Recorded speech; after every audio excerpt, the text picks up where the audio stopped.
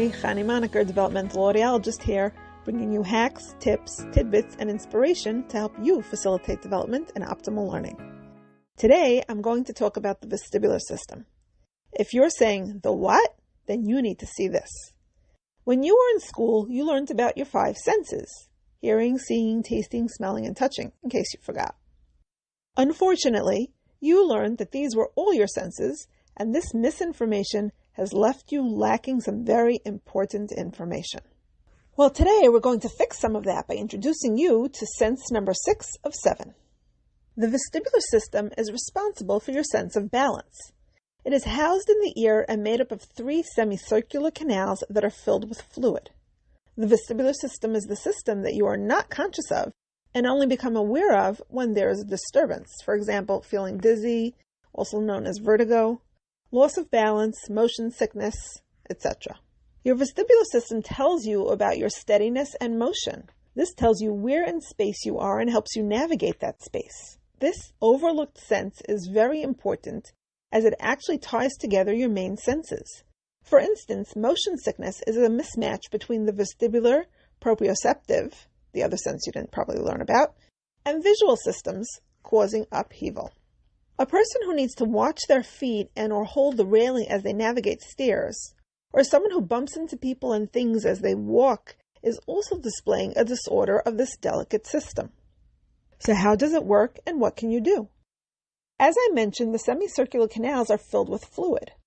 Think of a carpenter's level, which is used to tell you where a shelf is in space, that is to say, how straight it is relative to different spatial planes.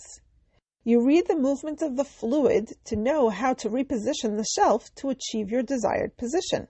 Similarly, the semicircular canal's fluid moves as you move. There are 3 canals to give you readings of 3 different spatial planes. Up-down, which is what you get when you shake your head yes. Back and forth, if you tilt your right ear towards your right shoulder, and then switch, tilting your left ear to your left shoulder, almost like an extreme, well, maybe, and then side to side, like when you shake your head no. The relative position looks like the 3 walls meeting at the corner of a room. Like any other sense, you want to provide stimulation so as not to suffer the consequences of sensory deprivation, which can include discomfort upon experiencing normal sensation. Ever had the experience of being sound asleep in a very quiet environment when suddenly an alarm clock that had been turned up went off? Jarring. Even though it may not have been loud enough that had you been wide awake, you would not have stopped what you were doing to turn it off. It is the sudden exposure that causes your reaction, not the actual stimulus. Similarly, if you sleep in a room with room darkening shades, and someone decided it was time for you to wake up, walked in and yanked open the shades, dousing you abruptly in bright light, jarring. Not because there's anything wrong with your visual system, but because of the extreme shift of going from deprivation to such an intense exposure. This is why it's such a kindness that the sun rises gradually and does not suddenly appear with the level of brightness it has at noon. This is how the vestibular system works as well. So be careful when shifting suddenly, such as when going from lying in bed to standing up. You want to do so in stages, sitting for a moment, then standing and getting your sea legs, and only then walking. For children with sensory processing disorder or people who live a sedentary lifestyle, what is needed is activities that will stimulate the vestibular system in all 3 planes. The classic playground was ideal for this.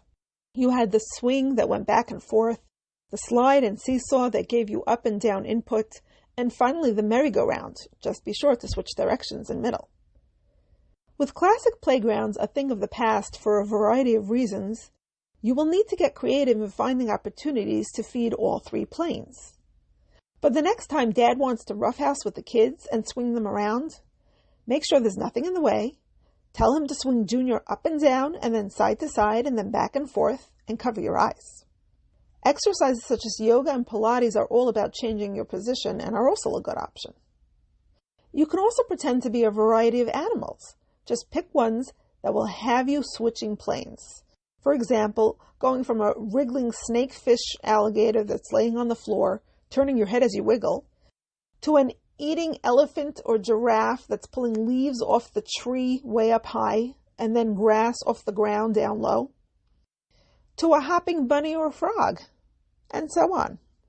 Like anything else, your vestibular system is use it or lose it. This is what it can look like if a person really maintains their vestibular system. Impressive, isn't it? Until next time, hit the subscribe button for more learning hacks, tips, tidbits, and inspiration.